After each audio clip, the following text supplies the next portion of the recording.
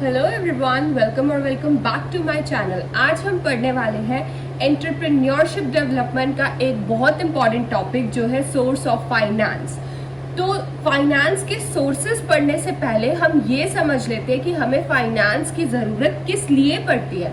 जब भी हम कोई बिजनेस स्टार्ट करते हैं या ऑलरेडी हमारा बिजनेस होता है तो हमें फाइनेंस की नीड पड़ती रहती है। फॉर एग्जाम्पल, अगर कोई बिजनेस आप स्टार्ट कर रहे हो, आप न्यू बिजनेस स्टैब्लिश कर रहे हो, तो आपको किस लिए फाइनेंस की ज़रूरत पड़ सकती है। हो सकता है आपको किसी कैपिटल एसेट को बाय करने के लिए फाइनेंस की नीड पड़ जाए, या फिर हो सकता है कि आपका अगर कोई पुराना ही बिजनेस है या कोई नया भी बिजनेस है, ये कंडीशंस दोनों में अप्लाई होती हैं। अगर कोई न्यू बिजनेस स्टैब्लिश करना है और आप लार्ज स्केल पे बिजनेस स्टैब्लिश करना चाहते हो तो हो सकता है आपको कैपिटल एसेट की नीड पड़ जाए। बट अगर आपका कोई पुराना ही बिजनेस है लेकिन आप उसको एक्सपैंड करना चाहते हो, तब भी आपको कैपिटल एसेट की नीड पड़ सकती है। सेम लाइक दैट हमें फाइनेंस की नीड किस लिए पड़ सकती है कि हम कोई न्यू मशीनरी ऐड करना चाहते हैं हमारे बिजनेस में।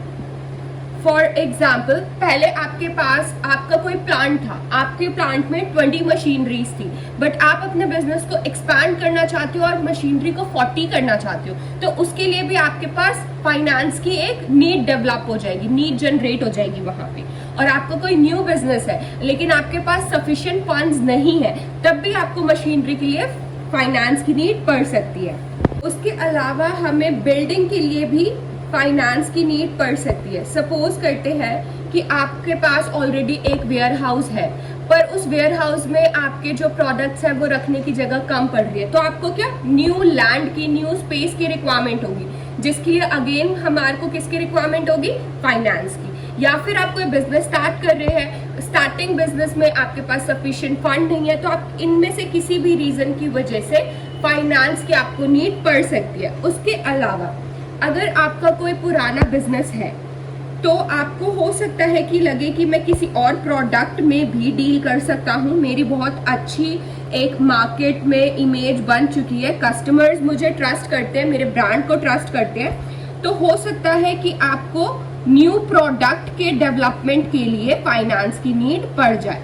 जैसे कि हम एक एग्जांपल से समझते हैं, एक ब्रांड है जो कि क्लोथ्स में डील करता है, अब वो वेल स्टेब्लिश्ड ब्रांड हो गया है। Now they want to expand their business, उनको अपना बिजनेस बढ़ाना है, तो वो क्या करेंगे, हो सकता है वो साथ में सोच ले कि हम क्लोथ्स के साथ फुटवेयर्स में भी डील करने लग जाए, तो वो अपना एक न्यू प्रोडक्ट की डेवलपमेंट के लिए, न्यू प्रोडक्ट अपने ही बिजनेस में लॉन्च करने के लिए उनको फाइनेंस की रिक्वायरमेंट पड़ सकती है। सो इस तरह की काफ़ी सारी नीड्स हो सकती हैं जिसके लिए फाइनेंस की रिक्वायरमेंट पड़ सकती है एक बिजनेस को, एक एंटरप्राइज को। अभी एक चीज़ हम ये समझते हैं कि फाइनेंस जो है हम लोग या तो इंटरनली जनरेट कर सकते हैं, मतलब बिजनेस के अंदर से ही हम अपने फाइनेंस को जनरेट कर सकते हैं, या फिर हमें फाइनेंस को जनरेट करने के लिए एक्सटर्नल सोर्सेज की ज़रूरत पड़ सकती है। Now let's take a look at classification of source of finance. हम सोर्स ऑफ फाइनेंस को बेयर मिनिममली 3 कैटेगरीज में डिवाइड कर सकते हैं। दैट इज, सबसे पहले on the basis of period, कि हम कितने ड्यूरेशन के लिए अपने फाइनेंस को बोरो कर रहे हैं। For example, let's consider it into 3 different parts. हमने बहुत ज़्यादा अमाउंट का फाइनेंस लिया है तो ऑब्वियसली हम उसको रीपे करने के लिए लॉन्ग टर्म की ड्यूरेशन रखेंगे। सो पहला कैटेगराइजेशन हो गया लॉन्ग टर्म, सेकेंड हो जाएगा हमारा medium term, and third will be short term, right. हमने फाइनेंस लिया है तो हमने उसको किस ड्यूरेशन के लिए लिया है, हमने लॉन्ग टर्म के लिए लिया है, शॉर्ट टर्म के लिए लिया है, या मीडियम टर्म के लिए लिया है, हम इस बेसिस पे भी अपने फाइनेंस को क्लासिफाई कर सकते हैं। Now the second point is ownership. So ownership से हम कैसे क्लासिफाई कर सकते हैं, we can classify it into 2 different parts. Ownership को भी हम 2 डिफरेंट पार्ट्स में क्लासिफाई कर सकते हैं। सबसे पहला हो गया ओन कैपिटल, कि हमने जो भी फाइनेंस को जनरेट किया है वो हमने ओन कैपिटल से किया है। दैट मीन्स ओन कैपिटल में क्या क्या आ जाते हैं, equity share, preference shares, retained earnings, ये सब किसके अंडर आती है, ओन कैपिटल के अंदर। या फिर हमारा सेकंड जो हो सकता है वो है बोरोड कैपिटल, बोरोड कैपिटल और we can say borrowed funds. Anything will work, either borrowed capital or borrowed funds.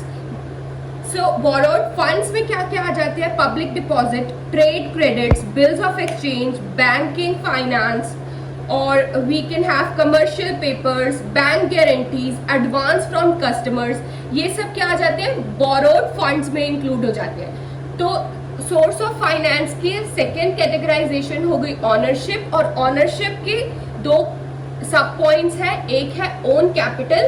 Own capital में क्या क्या इंक्लूड होता है, equity share, preference share and retained earning. और सेकंड सब पॉइंट हो गया इसका बोरोड फंड्स। बोरोड फंड्स में क्या क्या इंक्लूड कर सकते हैं हम, डिबेंचर्स कर सकते हैं, पब्लिक डिपॉजिट कर सकते हैं, hire purchase, lease finance, trade capital, bills of exchange, commercial paper, advance from customers, bank guarantee, or we can take bank finances. So there are many options in borrowed funds. So third point is source of generation. हम अपने finance को किस source से generate कर रहे हैं, इस basis पे भी सोर्स ऑफ फाइनेंस को कैटेगराइज करा जाता है। अब इसके दो सोर्सेज हो सकते हैं, इंटरनल एंड एक्सटर्नल। अगर बिजनेस के अंदर से ही सोर्सेस फाइनेंस को जनरेट करा जा रहा है, so that is internal source of finance generation. और अगर हम बिजनेस के बाहर से फाइनेंस को जनरेट कर रहे हैं, so that is external generation of finance. I hope आप लोगों को classification of source of finance अच्छे से समझ आ गया होगा, और हमें फाइनेंस की नीड क्यों पड़ती है वो भी समझ आ गया होगा। तो प्लीज वीडियो को लाइक और शेयर करना ना भूलें, और चैनल को सब्सक्राइब जरूर करें। Thank you.